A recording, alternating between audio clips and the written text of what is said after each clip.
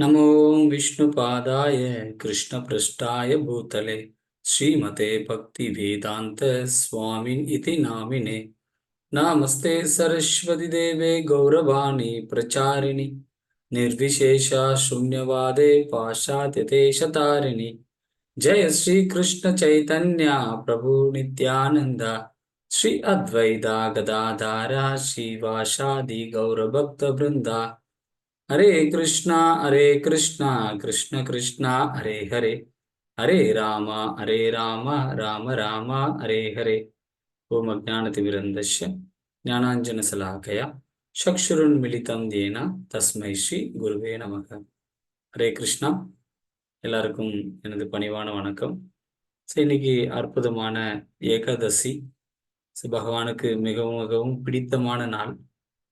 இந்த இன்னைக்கு ஏகாதசி அபார ஏகாதசி. பேருக்கு தகுந்த மாதிரியே அபாரமான நன்மைகளை நமக்கு கொடுக்கக்கூடிய இந்த ஏகாதசி.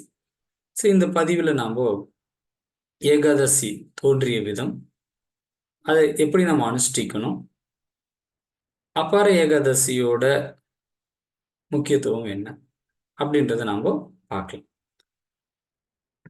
பொதுவாகவே நம்ம பார்த்துட்டு இருக்கோம், அதாவது தேவர்களுக்கும் அசுரர்களுக்கும் எப்பயுமே யுத்தம் சண்டை வந்துட்டே இருக்கும் அப்படின்றது பார்த்தோம். அப்போ தேவர்கள் எல்லாரும் போயிட்டு பகவான் கிட்ட முறையிடுறாங்க, இந்த மாதிரி அசுரர்களால எனக்கு தொல்லை வந்துட்டே இருக்கு, எங்களுக்கெல்லாம் பிரச்சனை வந்துட்டே இருக்குன்னு பகவான் கிட்ட போய் முறையிடுறாங்க. பகவான் சொன்னார், சரி உங்களுடைய பிரச்சனையை நான் பார்த்துக்கிறேன் அப்படின்னு சொல்லிட்டு முரா என்று சொல்லக்கூடிய ஒரு அசுரன், அந்த அசுரன் கூட பகவான் விஷ்ணு ஒரு யுத்தம் நடந்துட்டு இருக்கு. அப்போ யுத்தம் நடக்கும் போது அந்த யுத்த கலைப்பு ஏற்படுகிறது. அப்போ பத்ரிகாசிரமத்தில் இருக்கக்கூடிய ஒரு குகை, அந்த குகையில போயிட்டு பகவான் ஓய்வு எடுக்கிறார். அப்போ இதை வாய்ப்பா பயன்படுத்திட்டு முரா சொல்லக்கூடிய அசுரன் என்ன பண்ணார் அப்படின்னா, பகவானை கொல்றதுக்காக போறார். போகும்போது அங்க பகவானுடைய இதயத்துல அவருடைய அந்தரங்க சக்தியா இருக்கக்கூடிய ஒரு தேவி தோன்றி க்ஷண நேரத்துல அந்த முரான்ற அசுரரை கொன்னுட்டாங்க. அப்ப கண் விழிச்சு பார்க்கிறார் பகவான் விஷ்ணு. ரொம்ப சந்தோஷப்பட்டு அந்த தேவி இடத்துல கேட்கிறார், யார் நீ அப்படின்னு கேட்கிறார். அப்போ அந்த தேவி சொன்னாங்க, உங்களிடத்துல எண்ணற்ற ஐஸ்வர்ய சக்திகள் இருக்கு, அதுல ஒரு சக்தி நானு. அப்போ உங்களுக்கு ஒரு ஆபத்துன்னு வரும்போது நான் தோன்றினேன் அப்படின்னு சொல்றாங்க. இப்போ பொதுவாக நம்ம பார்த்தோம் அப்படின்னா, இப்போ பெரிய மந்திரிகள்லாம் இருக்கிறாங்கன்னா அவருக்கு ஏதாவது ஒரு ஆபத்து வரும்போது எப்படி அந்த செக்யூரிட்டி போய் அவங்களை ப்ரொடெக்ட் பண்றாங்களோ, அந்த மாதிரி இந்த தேவி தோன்றினாங்க. அந்த தேவி தோன்றிய நாள் ஏகாதசி நாள். அதாவது இந்த திதி நம்ம பார்க்கும்போது பஞ்சமினா 5வது நாள், சஷ்டினா 6வது, அது பௌர்ணமியிலிருந்து 6வது நாள் சஷ்டி, அப்புறம் 7வது நாள் சப்தமி, சப்தஸ்வரங்கள் சொல்ல 7, 8வது நாள் அஷ்டமி அப்படி சொல்றோம் இல்லையா. அந்த மாதிரி பௌர்ணமியிலிருந்து 11வது நாள், அமாவாசையிலிருந்து 11வது நாள் ஏகாதசி. அன்றைய தினம்தான் அந்த ஏகாதசி தேவி தோன்றினாங்க, பகவானுடைய ஹிருதயத்திலிருந்து தோன்றினாங்க. அதனால பகவான் உனக்கு ஏகாதசி அப்படின்ற பெயரையும் சூட்டினார். சரி, இந்த மாதிரி நல்ல ஒரு கைங்கரியம் பண்ணியிருக்க, உனக்கு நான் என்ன மாதிரி வரம் கொடுக்கலாம் அப்படின்னு பகவான் விஷ்ணு ஏகாதசி தேவி இடத்துல கேட்கும்போது ஏகாதசி தேவி சொன்னாங்க, இந்த மாதிரி எல்லாருக்குமே நீங்க தான் நன்மை பண்றீங்க, எல்லா ஜீவராசியோட இதயத்திலும் நீங்க தான் இருக்கீங்க. அப்படி இருக்கும்போது உங்களை புரிஞ்சிக்காம அவர்கள் செய்த பாவ விளைவுகள் தான் உங்களை பத்தி புரிஞ்சுக்க முடியாம தடுக்கிறது. அப்படி அசுர குணங்களோட நடந்துக்கிறாங்க. அதனால ஒருவருடைய அசுரகுணம் போகணும் அப்படின்னா அவங்களுடைய பாவங்கள் போகணும். அதனால இன்றைய நாள்ல, அந்த ஏகாதசி நாள்ல யாரெல்லாம் விரதம் இருந்து நாமம் ஜபம் ஜபிக்கிறார்களோ, ஹரே கிருஷ்ண கிருஷ்ண கிருஷ்ண ஹரே ஹரே, ஹரே ராம ராம ராம ஹரே ஹரே போன்ற நாமங்களை யார் ஜபிக்கிறாங்களோ, மாதவா கேசவா அச்சுதா நாராயணான்னு நாம ஜபங்களை ஜபிச்சு யார் விரதம் கடைபிடிக்கிறாங்களோ அவனுடைய எல்லாருடைய பாவங்களையும் தாங்கள் போக்கணும் அப்படின்னு சொல்லி ஏகாதசி தேவி பகவான் விஷ்ணுவிடத்துல ஒரு கோரிக்கை வைக்கிறாங்க. பகவான் மேலும் சந்தோஷப்பட்டார். ஏன்னா நாமெல்லாம் ஏதாவது வரம் கேட்டோம்னா எனக்கு இது நடக்கணும், என்னுடைய இந்த பிரச்சனை போகணும் அப்படின்னு நம்ம சுயநலமா கேட்போம். ஆனா ஏகாதசி இந்த லோகத்துல இருக்கக்கூடிய நன்மைக்காக கேட்கிறாங்க. அதனால பகவானுக்கு ரொம்ப சந்தோஷம். அப்போ சரி, இன்றைய நாள்ல யாரெல்லாம் விரதம் இருந்து ஹரிநாமத்தை ஜபிக்கிறார்களோ அவர்களுடைய பாவங்களை எல்லாம் போகும் அப்படின்னு சொல்லிட்டார். ஆனா இப்ப நம்ம பார்த்தோம் அப்படின்னா இந்த பாவம் என்று சொல்லக்கூடியது பாவ புருஷர், அதாவது பாவம் அப்படின்றது ஒரு பர்சனாலிட்டி. உதாரணத்துக்கு நம்ம பார்த்தோம்னா இப்ப பூமி பூமி தாய் அப்படி சொல்றோம், கங்கா கங்கா மாதா சொல்றோம், பாரதம் பாரத மாதா அப்படி நம்ம சொல்றோம். அந்த மாதிரி இந்த பாவத்துக்கெல்லாம் ஒரு இன்சார்ஜ், ஒரு பர்சனாலிட்டி இருக்காங்க. அவரு பாப புருஷன். அவரை யார் படைச்சாரு? அவர் படைச்சது பகவான் இல்லையா? அப்போ அந்த பாப புருஷா தப்பானவரா, ரொம்ப கெட்டவரா அப்படின்னா அப்படி இல்லை. அதாவது பாப புருஷா நம்ம தவறு செஞ்சோம்னா நம்மளை தண்டிப்பதற்காக பகவானால் படைக்கப்பட்டவர் தான். அப்ப நம்மளை திருத்துறதுக்கு தான். இப்ப ஒரு அம்மா இருக்காங்க, அந்த அம்மா ஒரு பையனை அடிக்கிறாங்கன்னா அந்த அம்மா தவறு செஞ்சவங்களா இல்ல, அந்த பசங்களை தண்டிப்பதற்காக நல்வழிப்படுத்துவதற்காக ஒரு தண்டனை அவங்க கொடுக்குறாங்க. அந்த மாதிரி தான் இங்க பாப புருஷரை பகவான் படைச்சிருக்க காரணம் என்னன்னா தவறு செய்பவர்களை வழி நடத்துவதற்காக தான். அப்ப பாப புருஷர் வந்தார். என்னை படைச்சதும் நீங்க தான். இன்றைய நாள்ல நான் இருக்கக்கூடாது அப்படி சொல்றீங்களே, அப்ப நான் எங்க போகணும் அப்படின்னு அவங்க கேட்கும்போது விரதம் இருந்து தான் நாமத்தை ஜபிக்கிறத சொன்னதுனால குறைந்தபட்சம் நீங்க தானியங்கள்ல போய் இருந்துடுங்க அப்படின்னு சொல்லிட்டார். தானியங்கள், அதாவது அரிசி, பருப்பு, கோதுமை, ரவை, இப்படி தானிய வகைகள்ல நீங்க போய் இருந்துட்டு போங்க அப்படின்னு சொல்லிட்டாங்க. அதனாலதான் நம்ம ஏகாதசி அன்னைக்கு தானிய உணவுகளை அவாய்ட் பண்றோம். எங்க இதெல்லாம் சொல்லியிருக்கு அப்படின்னு சொன்னா அதாவது மகாபாரதத்துல இருக்கிறத, உத்தியோக பருவத்தில் இருக்கிறத ஹரிபக்தி விலாஸ்ல நமக்கு சொல்லப்பட்டிருக்கு. இந்த ஏகாதசி விரதம் இருக்கும்போது என்ன மாதிரியான உணவுகளை நாம எடுத்துக்கணும் அப்படி சொல்லி இங்க பார்க்கலாம். அஷ்டை தானிய விரதக்னானி அபோ மூலம் பலம் பய அவிர் பிராமண காமியா ஷாக்ரோர் வசனம் ஆசதமே. என்னென்னலாம் எடுத்துக்கலாம் ஏகாதசிக்குன்னா? தண்ணீர் எடுத்துக்கலாம், பழங்கள் எடுத்துக்கலாம், கிழங்கு வகைகள் எடுத்துக்கலாம், பால், நெய், பிராமணனை திருப்திப்படுத்துபவை, ஆன்மீக குருவால் அனுமதிக்கப்பட்டவை, மருந்துகள், மெடிசன். இப்ப நம்ம நிறைய பேருக்கு உடல் ஒத்துழைக்காது, நிறைய மெடிசன்ஸ் எடுத்துட்டு இருப்போம். அவர்களும் மருந்துகளை நம்ம எடுக்கிறதுனால ஏகாதசி விரதம் முறிய போறது இல்லைன்னு, ஆகிய எட்டும் ஏகாதசி விரதத்தை முறிப்பதில்லைன்னு உத்தியோக பர்வதம் மகாபாரதத்துல சொல்லப்பட்டிருக்கிறதா ஹரிபக்தி விலாஸ்ல மேற்கோள் காட்டப்பட்டிருக்கு. இந்த மாதிரி உணவுகள் மட்டும் நாம எடுத்துக்கிட்டு இந்த விரதத்தை நாம கடைபிடிக்கலாம். ரொம்ப எளிமையான ஒரு விரத முறை தான். உதாரணத்துக்கு நீங்க கேட்கலாம், என்னங்க இதெல்லாம் பகவான் இடத்துல பக்தி பண்ணணும்னா அப்படி விரதம் இருந்துதான் பண்ணணுமா? இப்படி உடலை வருத்திக்கிட்டு பண்ணாதான் பகவானுக்கு ரொம்ப பிடிக்குமா? அப்படிலாம் நீங்க கேட்கலாம். அந்த மாதிரி கிடையாது. ஏன் அப்படின்னா இந்த உடல் என்று சொல்லக்கூடியது ஒரு எந்திரம், ஒரு மெஷின் மாதிரி தான். பாருங்க, இது நம்ம படைக்கல, இது பகவான் தான் படைச்சிருக்கார். இதை எப்படி பராமரிக்கணும்ன்றதையும் பகவான் தான் சொல்லுவார். இப்போ நம்ம ஒரு பைக் வாங்குறோம், ஒரு கார் வாங்குறோம்னா அந்த மேனுஃபேக்சரர்ஸ் கொடுப்பாங்க, இந்த நேரத்துல சர்வீஸ் பண்ணுங்க, இந்த நேரத்துல ஆயில் போடுங்க, இது இந்த மாதிரி மெயின்டெனன்ஸ் எல்லாம் நீங்க பண்ணணும் அப்படின்னு கொடுப்பாங்க. அதன் முறைப்படி நம்ம பராமரிச்சோம்னா அந்த காரை நல்ல வழியில நம்ம பயன்படுத்த முடியும். அந்த மாதிரி தான் இந்த உடல் என்று சொல்லக்கூடியது கூட ஒரு எந்திரம், ஒரு மெஷின். இது உள்ள ஆத்மா இருக்கு, அதுக்கான ஒரு அந்த ஆத்மாவுடைய தேவைகளை பூர்த்தி பண்றதுக்கான ஒரு உபகரணம். இது ஒரு எந்திரம் தான் சொல்லப்படுறது. கீதையில கூட கண்ணன் பகவான் கிருஷ்ணர் என்ன சொல்றாரு அப்படின்னு சொன்னா 18வது அத்தியாயத்துல 61வது ஸ்லோகத்துல சொல்றார், ஈஸ்வர சர்வபூதானா ஹிருதக்தேஷு அர்ஜுனா திஷ்டதி பிராமயன் சர்வபூதானி எந்திர ரூடாணி மாயையா, இங்க ரொம்ப தெளிவா சொல்றார்.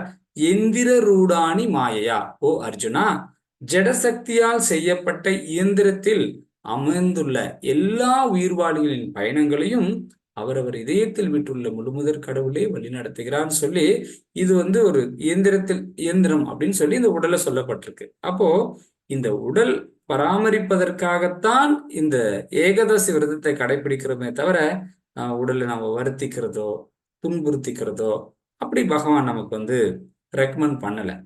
அப்போ ஒரு 14 நாள் நம்ம உணவு சாப்பிட்றோம் அப்படின்னா, அப்போ ஒரு நாள் ஏன் நம்ம கேப் கொடுக்குறோம் அப்படின்னா, இந்த உடல்ல இருக்கக்கூடிய கழிவுகள், தேவையில்லாத விஷயங்கள் என்ன சாப்பிட்டுட்டே இருக்கும் இல்லையா, அது இந்த உடலை விட்டு போறதுக்காக தான் இந்த ஏகாதசி விரதங்களை கொடுத்துருக்காரு. ஏன்னா பகவான் 17வது அத்தியாயத்துல கூட என்ன சொல்லியிருக்கார் அப்படின்னா, அப்படி நம்ம விரத முறைகளை நம்மளா விருப்பப்படி இருக்கக்கூடாது. நம்ம இஷ்டத்துக்கு விரத முறைகளை அனுஷ்டிக்க கூடாது. அப்படி அனுஷ்டித்தா அது அசுர குணம்னு சொல்றார். காமம் மற்றும் பற்றுதலின் பலவந்தத்தால் சாஸ்திரங்களில் பரிந்துரைக்கப்படாத கடுமையான தவங்களை தற்பெருமையுடனும் அகங்காரத்துடனும் செய்பவர்கள் உடலின் ஜட மூலக்கூறுகளை துன்புறுத்துவது மட்டுமின்றி உள்ளே உறைந்துள்ள பரமாத்மாவையும் துன்புறுத்துகின்றனர். அத்தகு மூடர்கள் அசுரர்களாக அறியப்படுகிறார். அப்படி நான் இப்ப சனிக்கிழமை விரதம் இருக்கிறேன், ஞாயிற்றுக்கிழமை விரதம் இருக்கிறேன், வியாழக்கிழமை விரதம் இருக்கிறேன், வெள்ளிக்கிழமை விரதம் இருக்கிறேன் அப்படின்னு நம்ம விருப்பப்படி விரத முறைகளை நம்ம எடுத்துக்கிட்டோம் அப்படின்னா அது அசுரர்கள் அப்படிதான் சொல்றாங்க. ஆனா பகவானுடைய வழிகாட்டுதலின்படி இந்த உடலுக்கு எது சரியா இருக்கும், வைத்திய சாஸ்திரம் கூட சொல்றது 14 நாட்கள் நம்ம சாப்பிட்டோம்னா ஒரு நாள் வயிறு நம்ம ஃப்ரீயா விட்டோம்னா இந்த உடல்ல இருக்கக்கூடிய தேவையில்லாத கழிவுகள் எல்லாமே போயிடும். ஒரு ரீசெட் பண்ற மாதிரி தான். அப்போ இந்த உடல் நல்லா இருக்கும் அப்படின்றதுக்காக தான் இந்த விரத முறைகளை பகவான் கொடுத்துருக்கிறதா ஆச்சாரியர்கள் நமக்கு உதாரணம் கொடுக்குறாங்க. அந்த மாதிரி இந்த ஏகாதசி விரதம் என்று சொல்லக்கூடியது உடலையும் நல்ல நிலையில் வைத்துக் கொள்வதற்காகத்தான். ஆனா எடுத்த உடனே அப்படி நம்மளால சாப்பிடாம இருக்க முடியுமா அப்படின்னு சொன்னா அதுக்கு நம்ம இன்னும் பழகல. அதனால ஒரு 3 நிலைகள்ல நம்ம இந்த ஏகாதசி விரதத்தை கடைபிடிக்கலாம். முதல் நிலை பார்த்தோம்னா, வாய்ப்பு இருக்கிறவங்க, ஆல்ரெடி பயிற்சி எடுத்தவங்க முழுமையாகவே எதுவும் தண்ணீர் கூட அருந்தாமல் விரத முறையை கடைபிடிக்கலாம். இல்லைங்க அப்படியெல்லாம் பழக்கமே இல்லை அப்படின்னு சொன்னா அடுத்த ஒரு வழிமுறை பால் வகைகள் எடுத்துக்கலாம், பழங்கள் எடுத்துக்கலாம். சரி, இந்த மாதிரி உணவு முறைகளை நம்ம எடுத்துட்டு விரத முறைகளை கடைபிடிக்கலாம். ஐயோ அதெல்லாம் கூட ஆகாதுங்க, எனக்கு ஏதாச்சும் ஒரு திட ஆகாரம் போட்டாகணும் அப்படின்னா தானியங்கள் தவிர்த்த உணவுகளை எடுத்துக்கலாம். அதனால நம்ம படிப்படியா தான் ஒரு ஆன்மீகத்தை சரியான முறையில கடைபிடிக்க முடியுமே தவிர பண்ணா இப்படி பண்ணணும் இல்லை பண்ணக்கூடாது அப்படின்னா யாருமே ஆன்மீகத்தை கடைபிடிக்க முடியாது. ஏன் அப்படின்னா something is better then nothing. அப்படி கொஞ்சம் கொஞ்சமா நம்ம பயிற்சி எடுத்துதான் நம்மளால சரியான முறையில் விரத முறைகளை கடைபிடிக்க முடியும். முக்கியமா இந்த ஏகாதசி அப்படி விரதம் பகவானுக்கு மிக மிக பிடித்தமானது. யார் ஒருத்தர் இந்த ஏகாதசி விரதத்தை கடைபிடிக்கிறார்களோ அவர்களுக்கு பகவான் மீது பிரீத்தி அன்பு ஏற்படும். பகவானுக்கும் அந்த கடைபிடிக்கக்கூடிய பக்தர்கள் மீது அளவு கடந்த அன்பு ஏற்படும். உதாரணத்துக்கு பாகவதம்ல நிறைய உதாரணங்கள் இருக்கு. அம்பரீஷர் மகாராஜர் அவரு சரியான முறையில் ஏகாதசி விரதத்தை கடைபிடிச்சதுனாலேயே பகவான் அவர் எல்லா விதத்திலையும் அவரு ப்ரொடக்ட் பண்றார். அதே மாதிரி பகவான் கிருஷ்ணர் அர்ஜுனனுக்கு ஏகாதசியுடைய மேன்மைகளை சொல்லி கொடுக்கிறார். யுதிஷ்டருக்கு ஏகாதசியோட மேன்மைகளை சொல்லி கொடுக்கிறார். இது நம்ம வேற ஒரு பதிவுல அம்பரீஷருடைய ஏகாதசி விரதத்தை அவர் கடைபிடித்து அவர் எந்த ஒரு உயர்ந்த நிலையை அடைந்தார் அப்படின்றதையும் நாம் பார்க்கலாம்.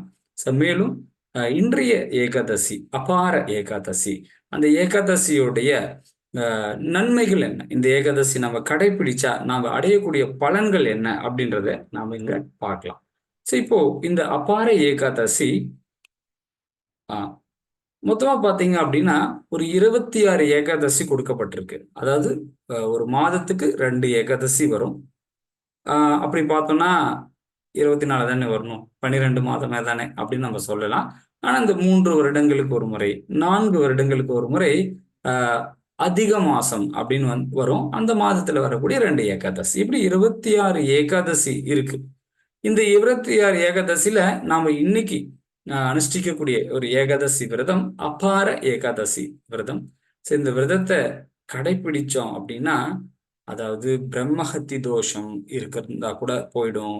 பிறர் தேவையில்லாம நம்ம நிந்திக்கிறது, பிறர் குறை சொல்றது, இல்ல போரில் புறகொழுது ஓடுறது ஒரு பாவச் செயல். ஆனா அப்படி இருந்தா கூட, இல்ல குருவை நிந்தனை பண்றது, இல்ல இல்ல துர்மரணம் ஆஹ் எடுக்கிறது, இல்ல பொய் சாட்சி சொன்னது, இல்ல போலி மருத்துவம் பண்ணது, இல்ல போலியா ஜோதிடம் ஒருத்தருக்கு சொல்றது. சரி, இந்த மாதிரியான பல பாவங்கள் நம்ம அறியாமையில செய்திருந்தால் கூட, ஆனா இந்த ஏகாதசியை நம்ம கடைபிடிச்சோம்னா அவர்களுக்கு அந்த பாவங்கள்ல இருந்து விடுதலை கிடைக்கும். மேலும் புஷ்கரங்கள்ல நாம நீராடினா என்ன பலன் கிடைக்குமோ, கார்த்திகை மாதத்துல புனித கங்கை போன்ற இடங்கள்ல நாம வந்து நீரா கங்கா, யமுனா போன்ற இடங்கள்ல நாம நீராடினா என்ன பலன் கிடைக்குமோ, கங்கையில நம்ம பிண்டதானம் பண்ணா என்ன பலன்கள் கிடைக்குமோ, பத்ரிகாசிரமத்துல நம்ம தங்கினா என்ன பலன் கிடைக்குமோ, இப்படி கேதார்நாத் நாம போய் பகவானை தரிசனம் பண்ணா என்ன பலன்கள் கிடைக்குமோ, அது எல்லாமே இந்த ஏகாதசி விரதத்தை நாம கடைபிடிச்சாவே நமக்கு கிடைக்கும். அதனால இன்றைய தினம் ஏகாதசி தினம் அதிகமான பகவானுடைய நாமாக்களை சொல்லி நாம வந்து இந்த விரதத்தை கடைபிடிச்சோம் அப்படின்னா நமக்கு வந்து மேன்மையான நன்மைகள் கிடைக்கும். பகவான் கிருஷ்ணர் கூட யுதிஷ்டிர மகாராஜருக்கு இந்த அபார ஏகாதசியுடைய மேன்மைய சொல்றார். அதாவது ஒரு நாட்டுல மகித்வஜன் அப்படின்னு சொல்லக்கூடிய ஒரு ராஜா ஆட்சி பண்ணிட்டு இருக்கார். அப்ப அந்த மகித்வஜன் சிறந்த முறையில நாட்டை ஆட்சி பண்ணிட்டு இருக்கிறார். ஆனா அவருடைய சகோதரன் வஜ்ரத்வஜன், அவருக்கு வந்து கொஞ்சம் பொறாமை, தீய குணங்கள் அதெல்லாம் இருந்ததுனால வஜ்ரத்வஜன் என்ன பண்ணார் அப்படின்னா மகித்வஜனை வந்து கொன்னுட்டார். யாருக்கும் தெரியாம அவர் கொன்னு அவருடைய சடலத்தை வந்து ஒரு அரச மரத்தை அடியில போட்டு புதைச்சிட்டார். சில காலம் ஆன உடனே அந்த இறந்து போன மகித்வஜன் ஒரு சரீரம் இல்லாத இருக்கக்கூடிய ஒரு ஆத்மா இல்லையா, அதை எடுத்து அந்த துன்பத்தால என்ன பண்ணிட்டு இருக்காங்கன்னா, அந்த வழிவா போயிட்டு வரவங்க எல்லாரையுமே துன்புறுத்திட்டு இருக்கிறாங்க, பயம்படுத்திட்டு இருக்கிறார் மகித்வஜன். சரீரம் இல்லை, ஆன்மா மட்டும் இப்படி பண்ணிட்டு இருக்கு. அந்த இடத்துல தௌமிய ரிஷி அந்த வழியா வரார். இந்த உடலற்ற இந்த ஆன்மா என்ன பண்ணதுன்னா, இந்த மாதிரி பலர் துன்புறுத்துறதுனால அந்த ஆன்மாவிடத்துல சொன்னார், இதெல்லாம் பண்ண வேண்டாம், நீ இந்த மாதிரியான துன்பத்திலிருந்து விடுபடணும்னா பகவான் விஷ்ணுவை நீ வழிபாடு செய்யணும்னு சொல்லி அவர் சொல்றார். இந்த மகித்வஜனுக்கு முன்னாடி என்ன நடந்ததுன்ற விஷயத்தையும் தன்னுடைய தவ பலத்தால இந்த ரிஷி, தௌமிய ரிஷி வந்து தெரிஞ்சுட்டார். தெரிஞ்சுட்டு அவர் சொன்னார், இப்போ அடுத்தது வரக்கூடிய அபார ஏகாதசி மிக மிக மேன்மையான ஏகாதசி. இந்த ஏகாதசி அன்றைக்கு நீ பகவானுடைய நாமாக்களை ஜபிச்சு இந்த மாதிரி விரத முறைகளை நீ கடைபிடிச்ச அப்படின்னு சொன்னா, இந்த மாதிரி துன்பமா அந்த ஆத்மா இப்படி துன்பப்பட்டு அலைஞ்சிட்டு இருக்கிறதுல இருந்து விடுபட்டு நீ ஒரு நற்கதி அடைவன்னு சொல்லும் போது, இந்த மகித்வஜன் கூட அந்த விரத முறையை கடைபிடிச்சு உயர்ந்த நிலையை அடைந்தார் அப்படின்னு சொல்லி இங்க பகவான் கிருஷ்ணர் யுதிஷ்டிர மகாராஜருக்கு சொல்லி இருக்கிறார். அந்த மாதிரி இந்த ஏகாதசி தினம் நம்ம எல்லாரும் நம்மளுடைய மனதை ஒரு நிலைப்படுத்தி பகவான் நாமத்தை ஜபிக்கிறது, குறைந்தபட்ச உணவான தானியம் தவிர்த்த உணவுகளை நம்ம எடுத்துக்கிறது, இது எல்லாமே மிக உயர்ந்த நன்மையை நமக்கு கொடுக்கும். இப்போ உதாரணத்துக்கு பல காலமா, அதாவது முன்னோர்களுக்கு நாம திதி கொடுக்காம இருந்திருக்கலாம், பிண்டம் அதெல்லாம் கொடுக்காம இருந்திருக்கலாம். ஆனா அதனால பல பாவங்கள் தோஷங்கள் நமக்கு இருக்கும். ஆனா இந்த ஏகாதசி விரதத்தை கடைபிடிச்சோம்னா அது போன்ற தோஷங்கள்ல இருந்து கூட நாம விடுபட்டு நல்ல நிலையை அடைய முடியும். அதனால எல்லாரும் இந்த ஏகாதசி விரதத்தை கடைபிடிப்பதற்கான வாய்ப்பையும் சூழ்நிலையும் பகவான் கிருஷ்ணர் நமக்கு கொடுக்கணும். அவருடைய அனுகிரகம், ஆச்சாரியுடைய அனுகிரகம் நமக்கு பரிபூர்ணமா இருக்கணும்னு வேண்டி நம்ம பிரார்த்தனை பண்ணிக்கலாம். ஹரே கிருஷ்ணா. நன்றி டிவோட்டீஸ். உங்களுக்கு ஏதாவது சந்தேகங்கள், இது தொடர்பான கேள்விகள் இருந்ததுன்னா நீங்க கமெண்ட்ஸ்ல நீங்க போடலாம். வாய்ப்பு இருக்கும்போது உங்களுக்கு அதுக்கான விடைகளையும் இங்க தெரியப்படுத்துறோம். நன்றி. Thank you devotees. ஹரே கிருஷ்ணா.